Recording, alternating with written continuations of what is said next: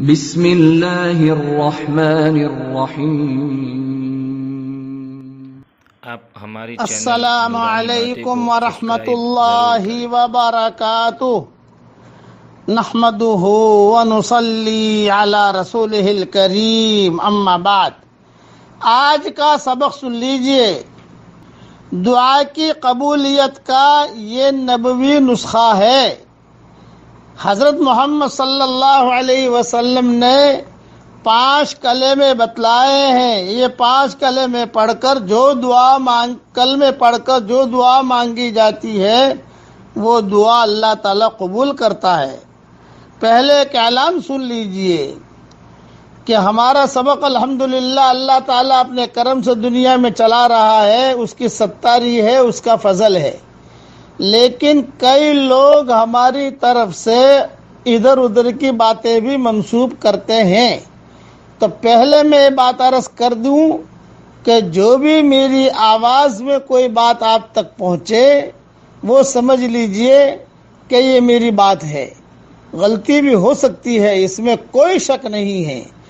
دوسری بات یہ کہ لکھ کر کوئی بھیجے اور کہے MYP، اس کا کوئی اعتبار نہیں ہوتا، بلکہ ہمارا مونوگرام ہوتا ہے۔ وہ اگر وہ چیز آ جائے، ہمارا مونوگرام آ جائے، وہ چیز وہ سند ہماری طرف منسوب ہوتی ہے، اس کا خیال رکھنا۔ اس لیے ہماری طرف سے کوئی بات بھی نقل کرے تو جب تک ہماری آواز میں آپ نہ سن لیں اس وقت تک اعتبار نہ کریں۔ اب یہ 5 کلموں والی حدیث سن لیجئے۔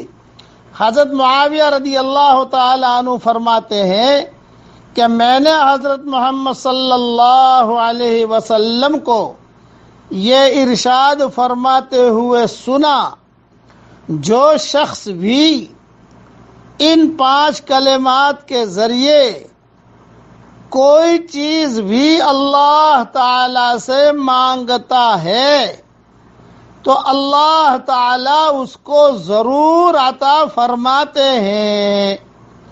وہ 5 کلمات یہ ہیں۔ نمبر 1، لا الہ الا اللہ۔ نمبر 2، واللہ اکبر۔ نمبر 3، لا الہ الا اللہ وحدہ لا شریک لہ، لہ الملک ولہ الحمد وَهُوَ عَلَى كُلِّ شَيْءٍ قَدِيرٌ۔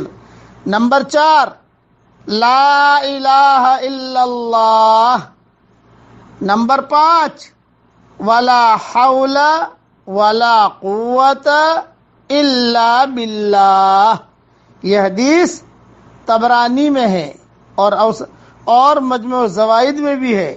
اب میرے ساتھ پڑھ لیجئے۔ یہ نمبر میں نے ڈالے ہیں، نمبر اگر آگے پیچھے بھی ہو جاوے تو حرج نہیں ہے۔ جو جملے پڑھا رہا ہوں وہی جملے پڑھنا، اور امیجز بنا کر انشاءاللہ بھیجوں گا تو وہی جملے یاد کرنا، آگے پیچھے اپنی طرف سے کوئی جملہ بڑھانا مت۔ اب پڑھیے میرے ساتھ۔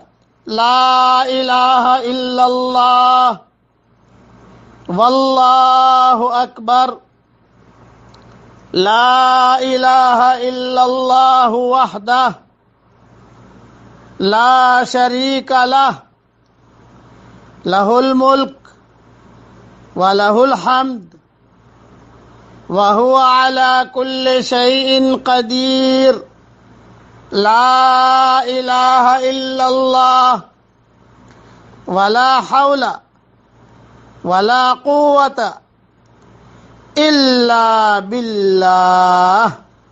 یہ جملہ یاد کر لیجئے، اپنے بیوی بچوں کو بھی یاد کرا دیجئے۔